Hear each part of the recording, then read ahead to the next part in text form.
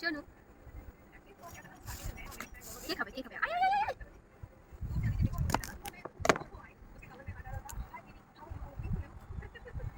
তোর মুখটা একটু পা করাটা দেখা